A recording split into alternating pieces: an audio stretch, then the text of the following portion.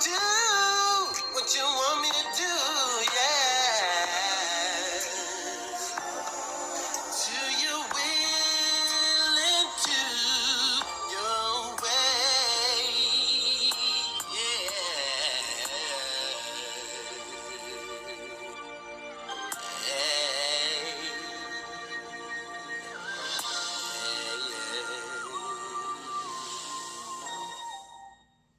Shalom, shalom, everybody. It's your brother Yaakov, Woodrow, James, whichever one you prefer. Here this week to talk to y'all a little bit about a really serious subject and a really, I feel like, on time subject in the time that we in right now.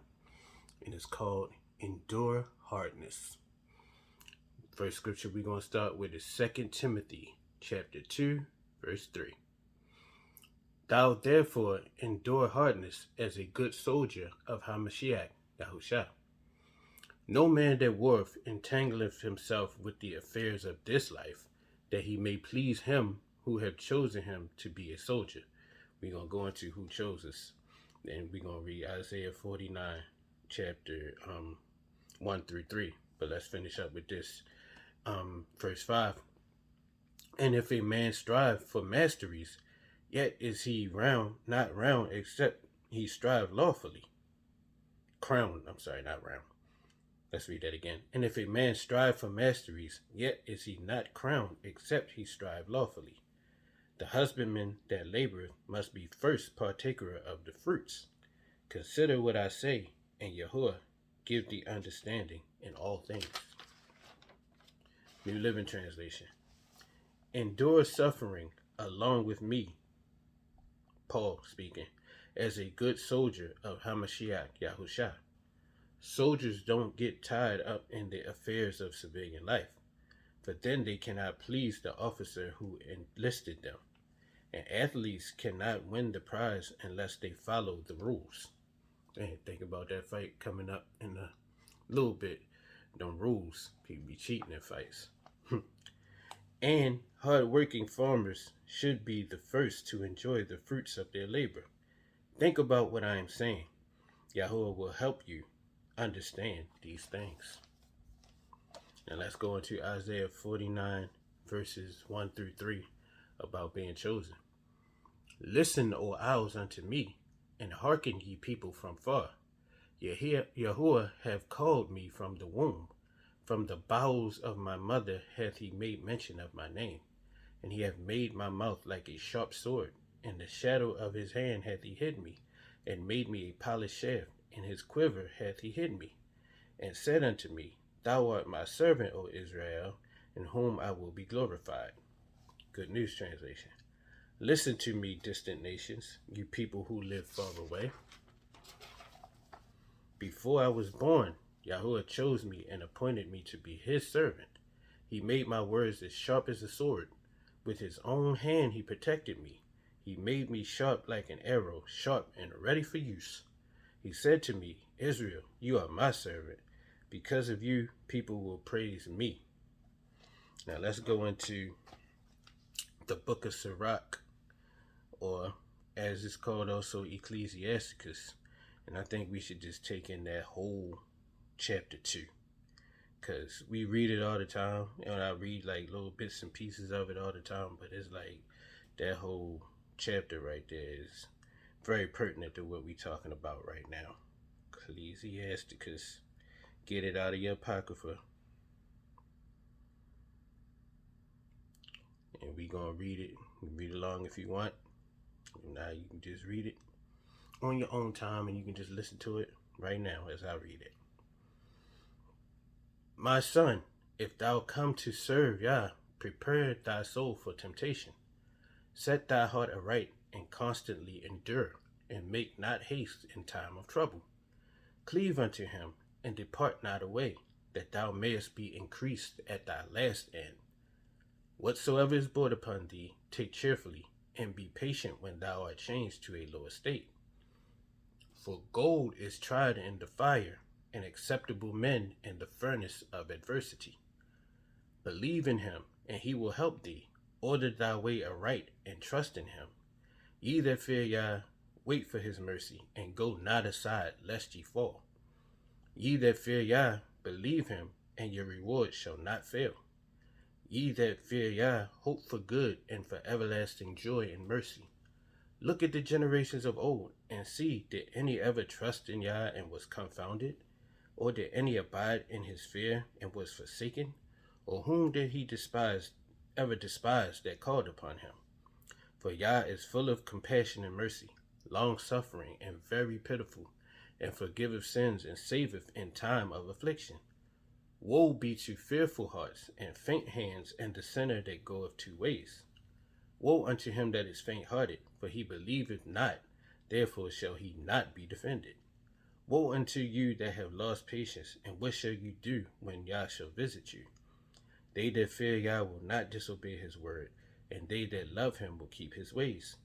They that fear Yah will seek that which is well-pleasing unto him, and they that love him shall be filled with the law. Gotta keep them laws. They that fear Yah will prepare their hearts and humble their souls in his sight, saying, we will fall into the hands of Yah, and not into the hands of men. For as his majesty is, so is his mercy. Now let's get this same thing out of the Good News Translation, just so we can make sure that everybody understand what we're reading and we're not speaking a foreign language, so to speak. You feel me? Here it is. Sirach, they call it in the Good News Translation, chapter 2, faithfulness to Elohim, or God as they put it. My child, if you're going to serve Yah, be prepared for times when you will be put to the test. Be sincere and determined. Keep calm when trouble comes. Stay with Yah, never abandon him, and you will be prosperous at the end of your days. Accept whatever happens to you. Even if you suffer humiliation, be patient. Gold is tested by fire, and human character is tested in the furnace of humiliation. Trust Yah, and he will help you. Walk straight in his ways and put your hope in him. All of you that fear Yah, wait for him to show you his mercy. Do not turn away from him, or you will fall. All you that fear Yah, trust him, and you will certainly be rewarded. All you that fear Yah, look forward to his blessings of mercy and eternal happiness. Think back to the ancient generations and consider this. Has Yah ever disappointed anyone who has put his hope in him? Has Yah ever abandoned anyone who held him in constant reverence? Has Yah ever ignored anyone who prayed to him? Yah is kind and merciful. He forgives our sins and keeps us safe in times of trouble. But those who lose their nerve are doomed.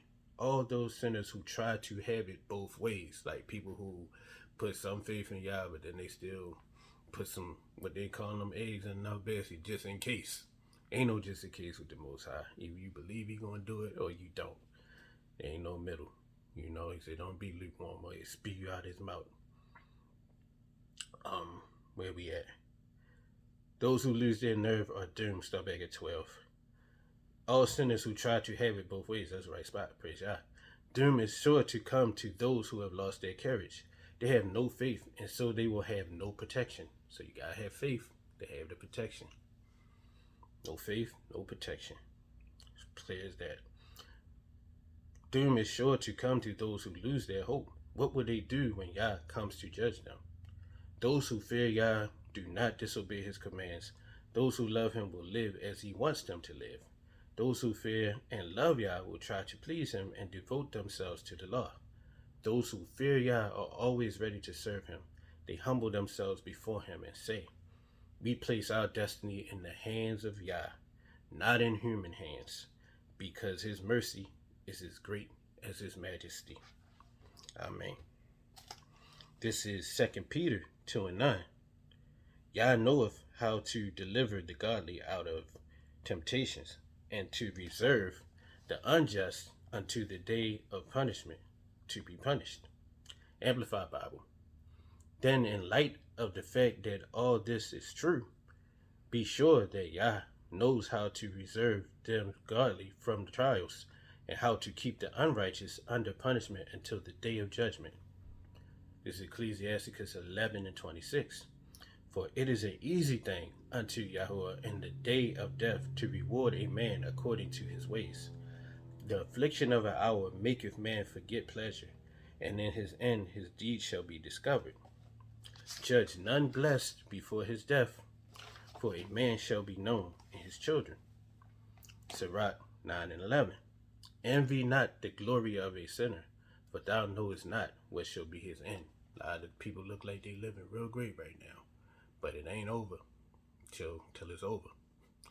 I was going to say, yeah, it ain't over till it's over for real. So just because something look good right now don't mean it's going to end good. Sirach 41 and 8. Woe be unto you ungodly men, which have forsaken the law of the Most High Elohim. For if ye increase, it shall be to your destruction. So it look good, but it's not going to end well. Just like it say right here, Proverbs 14 and 12. And also 16 and 25. We read this last time. I said it so nice, he had to say it twice, King Solomon. There is a way that seemeth right unto a man, but the end thereof are the ways of death. New Living Translation. There is a path before each person that seems right, but it ends in death. Hebrews 11, 24 and 25.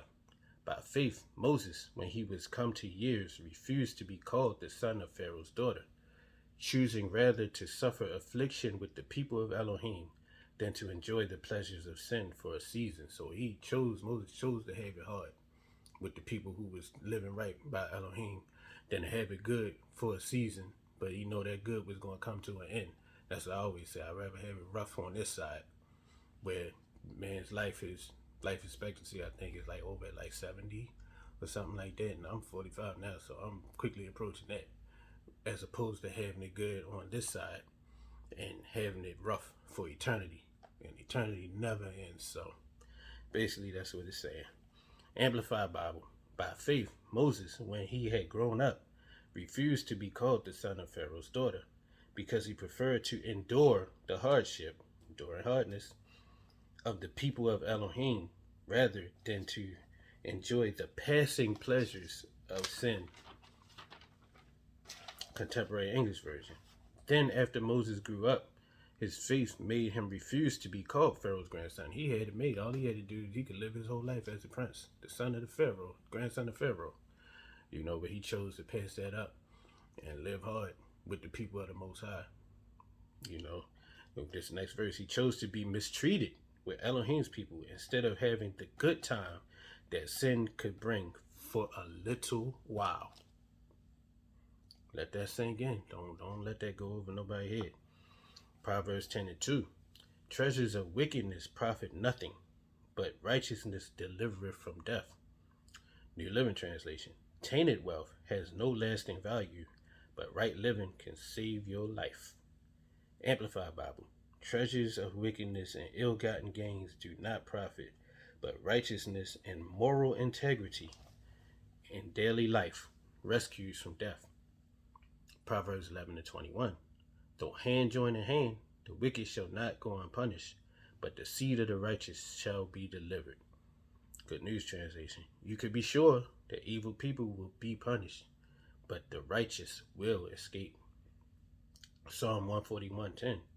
Let the wicked fall into their own net, whilst I withal escape. New Living Translation. Let the wicked fall into their own nets, but let me escape. Matthew 5:10. Blessed are they who are persecuted for righteousness' sake. Going back to Moses, he chose to be with the ones that are persecuted, for theirs is the kingdom of heaven. The Living Translation. Elohim blesses those who are persecuted for doing right, for the kingdom of heaven is theirs. One more to encourage everybody to keep on keeping on. Galatians 6 and 9. And let us not be weary in well doing, for in due season we shall reap, if we faint not. That if is a conditional word. Remember that. Amplified Bible. Let us not grow weary or become discouraged in doing good. No matter what you see somebody else getting for not doing good, or for cutting corners, or for, taking shortcuts, whatever you want to call it. Don't be discouraged. Don't even worry about them. Like Sirach 9:11, you don't know what their end might be, but we know what our end will be. It says, for at the proper time, we will reap if we do not give in. So don't give in, y'all. Continue enduring hardness. And I know it's rough. You know, it's rough for a lot of people right now. And, you know, he never promised that it wouldn't be. But what he did promise is if we survive that roughness, if we keep hanging on there through that roughness, we're going to have a reward that cannot be taken away. So, everybody double down. Keep enduring. Keep persevering. Keep on keeping on. I'm right in here with y'all. Much love. May the Most High bless and keep y'all. Prayerfully we'll see each other again real soon. Shalom.